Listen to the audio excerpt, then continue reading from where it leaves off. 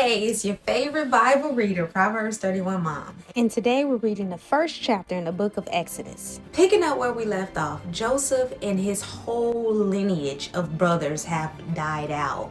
And now Egypt is overpopulated with his descendants. When Joseph was alive, his boss loved him. But now there's a new CEO, Pharaoh, in town, and he knows nothing of Joseph. This new Pharaoh sees a problem with all of Joseph's descendants. They're bigger than him, they're stronger than him. If they got together, they could actually take over his nation. That's a problem. So he came up with a plan to stop this massive growing problem.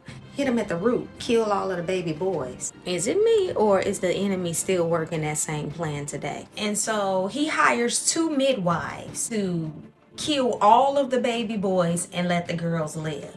Only thing was, they knew God and they obeyed God, and they ain't do that.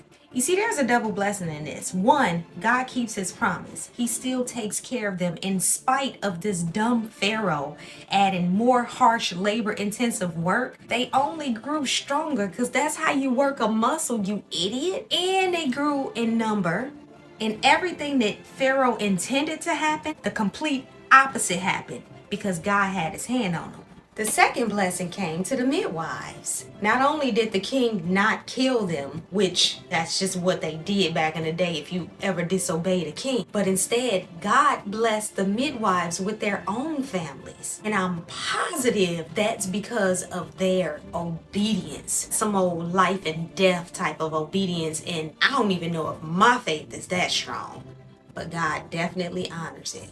I would love to tell you that the story ended there, but it didn't. And the enemy don't stop. He keep nagging. He keep pulling. So now the Pharaoh sent out a decree. Since he couldn't stop him with the midwives from the root, he's saying, okay, when the offspring comes, we'll deal with that. And the decree is to throw all of the baby boys in the Nile River. And so now this scene sets the tone for our next message, where we discover this little baby boy who wasn't thrown in the Nile River, but was placed in this same river during the time of genocide, proving how God's plans and promises are going to happen no matter what, and how something so sacred that went through this process to get to us, it demands our attention.